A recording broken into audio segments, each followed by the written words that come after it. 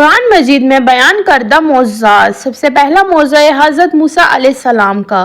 حضرت موسیٰ علیہ السلام کے معجزے سورہ طٰہٰ، سورہ الاشراء، سورہ قصص میں ذکر ہے۔ سب سے پہلا معجزہ عصا کے سانپ بن جانا، لاٹھی کو زمین پر پھینکا تو وہ ایک عظیم اژدہا بن گئی۔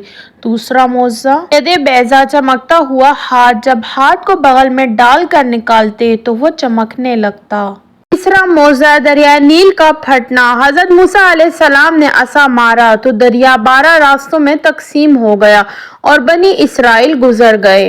حضرت عیسیٰ علیہ السلام کے معجزات۔ قرآن مجید کی سورت نمبر سورہ ال عمران آیت نمبر 49، سورہ المائدہ کی آیت نمبر 110 میں ہے۔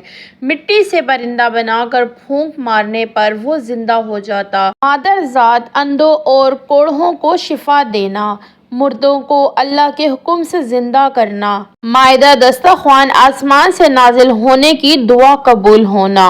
حضرت ابراہیم علیہ السلام کے معجزات۔ قرآن مجید کی سورہ الانبیاء کی آیت نمبر 69 میں ہے، جب نمرود نے آگ میں ڈالا تو اللہ نے فرمایا، اے آگ تو ابراہیم پر ٹھنڈی اور سلامتی والی ہو جا۔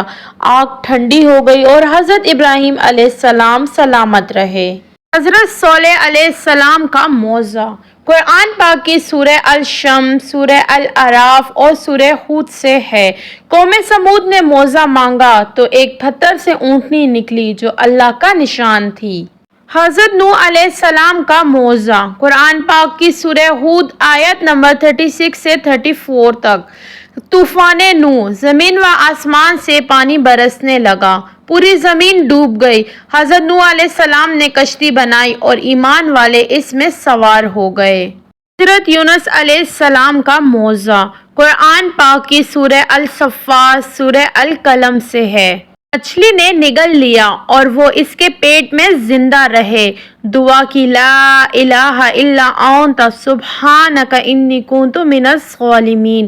اللہ نے نجات دی اور ساحل پر سلامت نکلا۔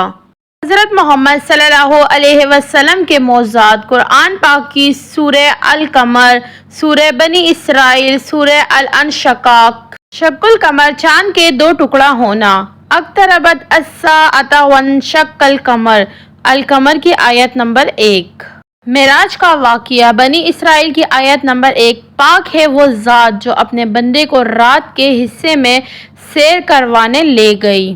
قرآن مجید خود ایک عظیم معجزہ ہے جو تمام انسانیت کے لیے ہدایت ہے۔ حضرت سلیمان علیہ السلام کے معجزات۔ قرآن پاک کی سورہ النمل، سورہ صاد، سورہ سبا میں ہے۔ جنات پر حکومت۔ اللہ نے حضرت سلیمان علیہ السلام کو جنات پر اختیار دیا تھا، وہ ان سے کام لیتے تھے۔ پرندوں اور جانوروں کی زبان سمجھنا۔ سورہ نمل کی آیت نمبر 16 میں ہے، وَوَتَيْنَا مِن كُلِّ شَيْءٍ إِنَّ هَٰذَا لَهُوَ الْفَضْلُ الْمُبِينُ۔ ہوا پر قابو۔ ہوا 1 مہینے کی مسافت تک لے جاتی اور لے آتی تھی۔ ملکہ سبا کا تخت لانا۔ ایک جن اور آصف بن برقیہ نے پلک جھپکنے سے پہلے تخت لا دیا۔